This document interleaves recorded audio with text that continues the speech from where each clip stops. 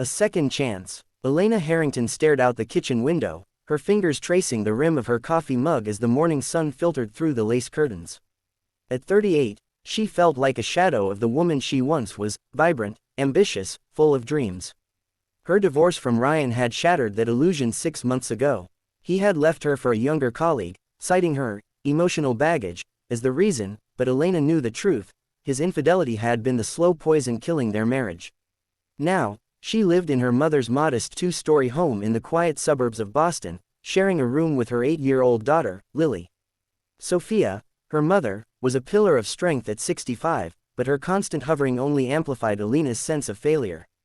"Darling, I'm heading to the market," Sophia called from the hallway, her voice warm but laced with concern. "Need anything? Maybe some of those chocolate cookies Lily loves." Elena forced a smile, turning to face her. "No, Mom, we're good, take your time." Sophia paused, her gray eyes searching Elena's face. "You sure you're okay? You look pale." "I'm fine, just tired." Elena waved her off, her heart pounding as she heard the front door click shut. Finally, alone, she waited a full 10 minutes, listening to the silence settle over the house like a heavy blanket. Lily was at school, her backpack slung over her small shoulders that morning with a cheerful wave goodbye. Elena's chest ached at the memory, Lily's innocent blue eyes, so much like Ryan's, yet filled with a purity he had long lost. How could she explain to her daughter that the world was cruel, that love could betray you, that bills piled up like accusations on the kitchen table? Moving with deliberate steps, Elena climbed the stairs to her bedroom. She knelt by the old oak dresser, the one that had belonged to her late father, and pulled out the bottom drawer. Hidden beneath a stack of folded sweaters was a small metal box, locked with a key she kept on a chain around her neck. Her hands trembled as she unlocked it. Inside lay a revolver, cold, unyielding, a relic from her father's days as a police officer. He had taught her how to use it for protection, never imagining it would become her escape.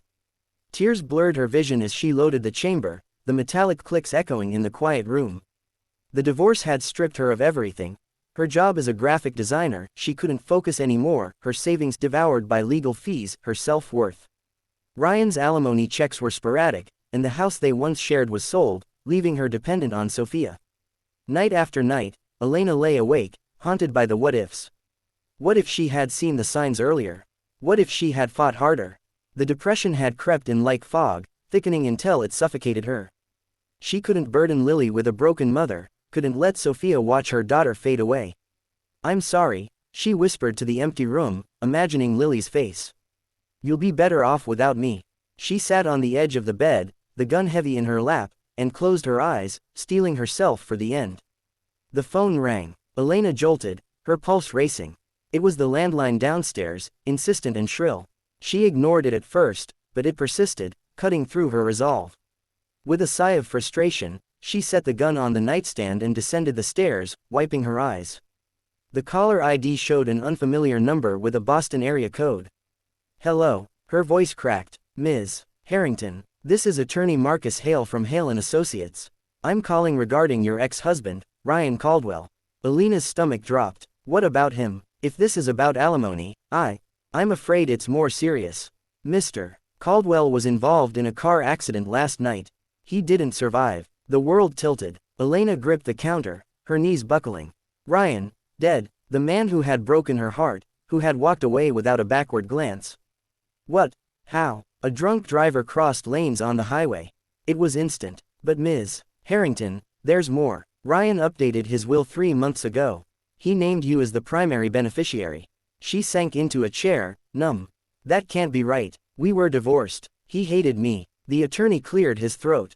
"Actually, he left a letter with the will. I'd like to read it to you, if that's okay." Elena nodded mutely, then realized he couldn't see her. "Go ahead." "Dear Elena," Marcus began, his voice steady. "If you're reading this, I'm gone, and I hope it's not too late to say I'm sorry. I was a fool, blinded by my own selfishness. Leaving you and Lily was the biggest mistake of my life. I've been seeing a therapist, trying to make amends.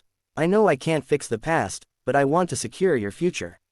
The insurance policy, the savings, it's all yours. Take care of our girl.